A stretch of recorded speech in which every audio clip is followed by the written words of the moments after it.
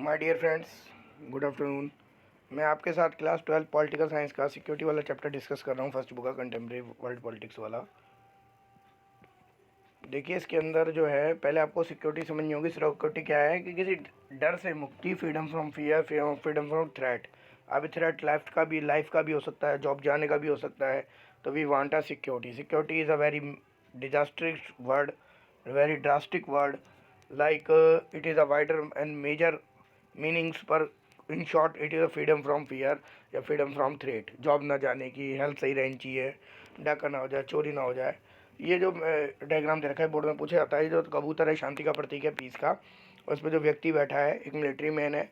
उसमें वर्ल्ड का मैप बना हुआ है। वर्ल्ड का क्या, कुछ गल्फ कंट्रीज़ बनी हुई है कि अगर वहाँ मिलिट्री टेररिज्म शांत नहीं हुआ तो अमेरिका जैसा देश जो शांति करना चाहता है, या तो प्यार से मान जाओ, अंदर से गोली से भी समझाया जा सकता है, क्योंकि वर्ल्ड में हाईएस्ट मिलिट्री पावर अमेरिका के पास है। ट्रेडिशनल नोशन ऑफ सिक्योरिटी में आप बॉर्डर्स की सिक्योरिटी करते हैं, पुलिस और डिफेंस की बात करते हैं, डेट्स ऑल। इसके अलावा आप कुछ बात नहीं करते। न्यूक्लियर पावर्स क्लब आपको चैप्टर 1 से जोड़ता है, जो भारत में न्यूक्लियर ट्रीटीज़ हुई थी। NPT, CTBT, LTBT 1963, NPT 1968, START 1, START 2 91 93, और साल्ट 1, साल्ट 2। तो ये सब आप देखेंगे, उसको भी पढ़ेंगे कि ये जो है 5 देश जो हैं, 6 देश, इनके पास न्यूक्लियर पावर है, वो वर्ल्ड में स्पेशल मेजर डिसीजन लेने वाले हैं। अच्छा, मैं आपको बता दूं ओसामा बिन लादेन का यहाँ से इशू बता दूं क्या है ट्रेडिशनल नोशन ऑफ सिक्योरिटी में। ओसामा बिन लादेन जो है, आपको पता है, इस्लाम रिलीजन से बिलोंग करते थे और बहुत अच्छे पढ़े लिखे भी थे। ठीक है, इसे अमेरिका द्वारा अपने काम के लिए यूज़ कर लिया गया। अमेरिका ने क्या किया, मैं आपको इस बात के दोनों पक्ष आपके सामने रखूँगा। अमेरिका, ये एक साइंटिस्ट थे, पढ़ के अमेरिका में जॉब कर रहे थे। अमेरिका ने अपने काम के लिए इन्हें एज आ पायलट की ट्रेनिंग दी, इन्हें और चीज़ों में यूज़ किया, और जाकर इसराइल पर अटैक कर जो हुआ था, अभी मैंने एक चैप्टर में पढ़ा है पीछे एक वीडियो में, इसराइल अटैक वाले में, कंटेम्प्रेरी साउथ एशिया वाले में और जगह, तो वहाँ पर अटैक करने के लिए उसका यूज़ किया गया। अब उस समय ओसामा बिन लादेन की मजबूरी थी, क्योंकि मिलिट्री में वहाँ की जो मिलिट्री का पार्ट थे वो वहाँ की सरकार के बड़े ख़ास थे, तो उन्होंने उसका यूज़ किया। सरकार ने ऐसा उनका ह्यूमन रिसोर्स का यूज़ कर लिया एक धर्म के लोगों को स्पेशल मानने के लिए। तो पर कहीं ना कहीं ओसामा बिन लादेन के अंदर ये बात आ गई कि भाई मुझे मारा, मेरे को यूज़ किया गया सिर्फ एक स्पेसिफिक रिलीजन के लोगों को मारने के लिए, ताकि उसका नेचुरल रिसोर्स यूज़ कर सकें। इसी बात को देखते हुए ओसामा बिन लादेन ने प्लेन हाईजैक किया और 9/11 यानी 11 सितंबर 2001 को वर्ल्ड ट्रेड सेंटर में जो अपना एरोप्लेन हाईजैक करके वहाँ कर दिया था, और बहुत निर्दोष लोगों की हत्या हुई। यहाँ पे दोनों देशों की बराबर गलती है, क्योंकि ओसामा बिन लादेन ने किया वो भी एक गलत था, मानवता के खिलाफ था, और जो अमेरिका ने किया एक दूसरे एक पढ़े लिखे व्यक्ति को, एक अच्छे व्यक्ति को, उसको आतंकवाद में उतारना और उसको एक देश के लिए यूज़ करना, वो वहाँ भी गलती है। तो अमेरिका जो है काफ़ी बैलेंस ऑफ पावर करके चलता है। मतलब इस मामले में आपको पता हो, एशिया में भारत को रोकने के लिए पाकिस्तान का यूज़ करता है, क्योंकि अमेरिका के बस की नहीं है चाइना से टक्कर लेना, क्योंकि हाँ, रशिया हमारा फ्रेंड है। 1971 में फ्रेंडशिप ट्रीटी की हुई है। ट्रेडिशनल नोशन ऑफ सिक्योरिटी में बेटा वही है, सिर्फ डिफेंस और बॉर्डर पावर की बात होती है यहाँ, जैसे डिफेंस और बॉर्डर को कैसे यूज़ करेंगे।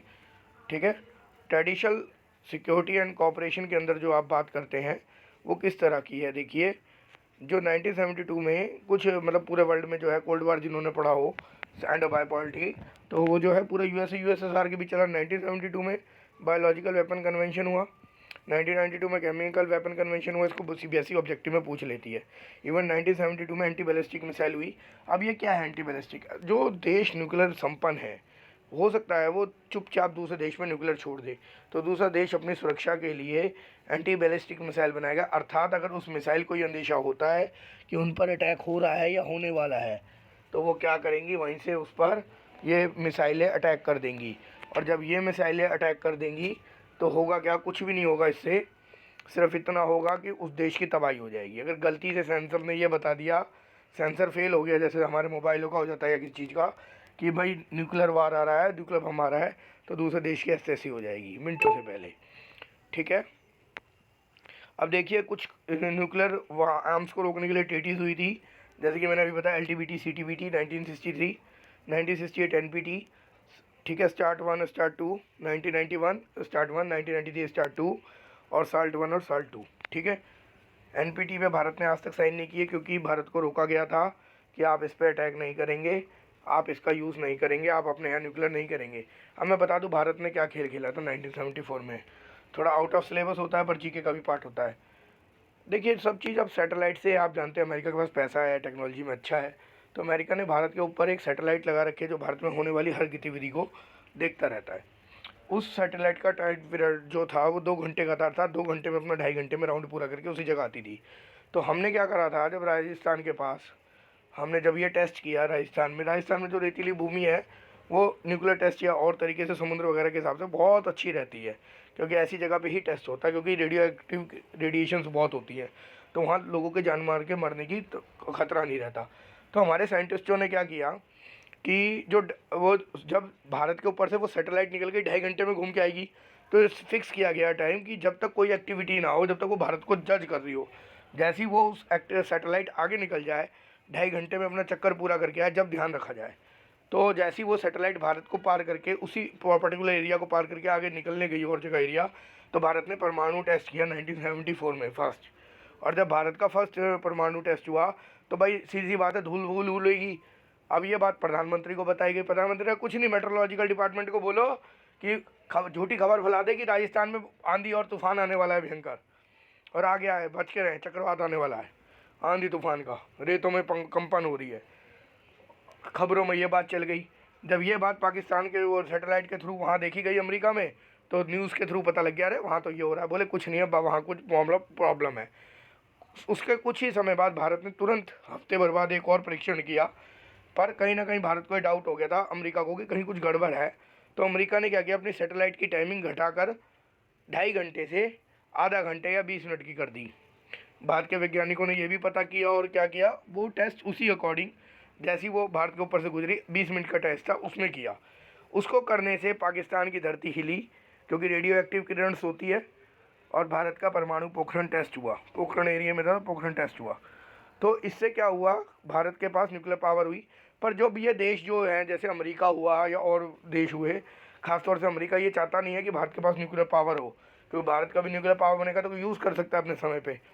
तो इसको रोकने के लिए हमें एक नॉन प्रोफेशनल टीटी 1968 में दी थी, जिसको भारत ने मना कर दिया साइन करने को। लास्ट ईयर के पेपर में क्वेश्चन है, ये मैं हर साल अपनी क्लासेस में पढ़ाता हूँ। अब देखिए, ट्रेडिशनल नोशन जो था सिर्फ बॉर्डर और डिफेंस रिलेटेड था, अब मॉडर्न में ह्यूमन सिक्योरिटी आती है। मानव एक रिसोर्स है, कमाएगा तो किसी कंट्री को टैक्स देगा। नॉन ट्रेडिशनल है, मतलब आज की डेट में एजुकेशन है, ऑयल है, वाटर है, ठीक है, टेररिज्म है, आतंकवाद से बचाना बहुत बड़ी बात है, नहीं तो पूरी पूरी पॉपुलेशन मरेगी तो कंपनी को टैक्स कहाँ से मिलेगा। मैं जी रहा हूँ, ये इंटरनेट पे वीडियो बना रहा हूँ, टैक्स जा रहा है ना, तो रिचार्ज कराया, एक कंपनी को टैक्स दिया, कंपनी ने भारत सरकार को टैक्स देना है। जीएसटी तो मैं ही दे रहा हूँ, कंपनी नहीं दे रही है। ग्लोबल सिक्योरिटी की बात है कि आज आदमी हर तरह की सिक्योरिटी चाहता है, एजुकेशन, हेल्थ एक्सेट्रा, ठीक है। ह्यूमन राइट्स वाली सिक्योरिटी है, जो ह्यूमन राइट्स है वो भी एक आदमी को बचा के रखने की बात है। आजकल पुलिस जो है बहुत ब्रूटल कर रही है लोगों के साथ, कोई डेमोक्रेसी नाम की है ही नहीं। पॉवर्टी से बचाना बहुत ज़रूरी है, क्योंकि जो गरीब लोग होगा वो इन्वायरमेंट का भी ज़्यादा शोषण करेगा, और मेरे जैसा गरीब या कोई भी गरीब व्यक्ति जल्दी से आतंकवाद की तरफ मुड़ जाएगा। खासतौर से ओसामा बिन लादेन का मुड़ने का यही कारण था कि वो एक गरीब परिवार से भी बिलोंग करता था, हो नहीं तो वो अमेरिका छोड़ के तुरंत आ जाता। पॉवर्टी के कारण बहुत लोग इन्वायरमेंट को पॉल्यूशन पहुँचाते हैं, लकड़ी वकड़ी जलाते हैं, जैसे वो होता है। इसलिए मोदी ने प्रधानमंत्री उज्ज्वला योजना इशू करी, पर उस गरीब के पास वो सिलेंडर भरवाने के लिए ही नहीं है। और मैं साथ साथ ये भी बताऊँ, अगर उस गरीब के घर तक सिलेंडर आता है तो एजेंसी वाले परेशान करते हैं, सब्सिडी नहीं दे के देते। अगर भारत सरकार चाहती भी है सब्सिडी दे किसी वजह से, कोई ऐसा नहीं है कि किसी टॉप मोस्ट के होने से होता है, क्योंकि हमारी नसों में इतना करप्शन भरा है वो मिट ही नहीं सकता। जो लाइनमैन आता है वो गैस निकाल के लाता है, क्योंकि प्लास्टिक की पन्नी होती है, उसको खोल के हवा लगा के मोमबत्ती लगा के दोबारा चिपका के लाता है, 2-3 किलो गैस कम करके। एक गरीब के घर तो वैसे ही सरकार इतना महंगा दे रही है, जो आदमी लकड़ी जलाता है उसको गैस दे रही है इन्वायरमेंट को बचाने की वजह से, फ्री गैस बांट दी, फ्री सब कुछ बांट दिया। पर अब वो जो है लाइनमैन कम आ रहा है, उसमें गैस कम आ रही है। एक एजेंसी को 90 रुपये मिलते हैं, लाइनमैन को 50 रुपये मिलते हैं सिलेंडर पहुँचाने के, एजेंसी के गोदाम से आपके घर तक, और 90 रुपये उसको मिलते हैं एजेंसी को एज ए कमीशन के रूप में, ठीक है। और उसमें क्या करता है लाइनमैन, कहीं अपनी जगह बना रखी होती है और वहाँ जहाँ छोटे सिलेंडर भर जाते हैं वहाँ गैस निकलवाई जाती है। इसमें टॉप मोस्ट लोग भी मिले होते हैं। मैं आपको ये बताने की कोशिश कर रहा हूँ, जब करप्शन होता है तो ऐसा नहीं कि कुछ छोटे लोग होते हैं मिले होते हैं, ऊपर के लेवल तक मिले होते हैं। जैसे गैस का जो आपके घर जो भी गैस आती है, इंडियन की आती हो, HP की आती हो, भारत की आती हो, उसके ऊपर जो ढक्कन आता है प्लास्टिक की कैप आती है, प्लास्टिक से लगी आती है, और आप देखते होंगे वो ज़्यादातर खुली पाती है, क्योंकि अगर नहीं भी खुली पाती तो वो सिलेंडर वाले इतना जानते हैं कि इस पर गर्म हीट वेव से करके और वो करके और मोमबत्ती दिखा के माचिस दिखा के ऐसी चिपक जाएगी। लोगों को होश ही नहीं है, तोलने का दे रखा है, वो कांटे में गड़बड़ होती है, कहाँ से तोलेगा लोग, पब्लिक इतनी अवेयर है ही नहीं। तो कंपनी को पता है कि अगर इस पर एल्यूमिनियम की सील लगा दी जाए, स्टील की लगा दी जाए, जो सीधा कस्टमर के घर जाके खुले तो ठीक है, पर कंपनी नहीं चाहती क्योंकि कंपनी टॉप मोस्ट करप्शन है। तो इसलिए गरीबों के साथ और ज़्यादा गरीब होता है, तो गरीबी के कारण बहुत से लोग मर जाते हैं। फिर कंपनी को टैक्स कहाँ से मिलेगा किसी कंट्री को। भारत सरकार मुझे जिंदा भी रखना चाहती है, ठीक है। माइग्रेशन एक बहुत बड़ी प्रॉब्लम है, रोहिंगा वाला इशू है आपके सामने। हेल्थ पेंडेमिक्स जैसे HIV एड्स बहुत पूरे भारत में ही नहीं पूरे विश्व में फैल रहा है। इसको रोकने के लिए आपको पता है भारत सरकार तरह तरह के कार्यक्रम कर रही है, आप सब बड़े हैं, मुझे बताने की जरूरत नहीं है, ठीक है। सारा से एक बीमारी आई थी अभी, उसके अलावा जो है जो बर्ड फ्लू आया था, कोरोना आया था, तो ये सब वर्ल्ड के लिए है, ये सब करना पड़ेगा, नॉन ट्रेडिशनल है, पूरे विश्व को करना पड़ेगा, ये आपको अपने वे में बना के लिखना पड़ेगा। इंडिया सिक्योरिटी स्ट्रेटजी, इंडिया ने कभी भी सिक्योरिटी के लिए अपने न्यूक्लियर वेपन्स को यूज़ किया है, फर्स्ट अटैक नहीं किया। इसको आप चाइना से रेट करके देख सकते हैं, आज तक हमने चाइना को नहीं मारा, चाइना ने हमारा तिब्बत भी छीन लिया। अब पाकिस्तान का लिख सकते हैं, हमने पाकिस्तान पर अटैक नहीं किया, POK ले लिया हमारा। हम आज भी शांति चाहते हैं अपने नेबर से, और इसमें न्यूक्लियर वाली ट्रीटीज़ को जोड़ देंगे आप। ये हुआ आपका सिक्योरिटी वाला चैप्टर जो मैंने हाईलाइट लगवा रखा है। अगर आपको अच्छा लगता हो तो अपनी अपनी बुकों में से हाईलाइट लगा लें। वीडियो अच्छी लगी हो तो इस वीडियो को लाइक करें। Thank you so much for giving your valuable time from your life. Thank you so much.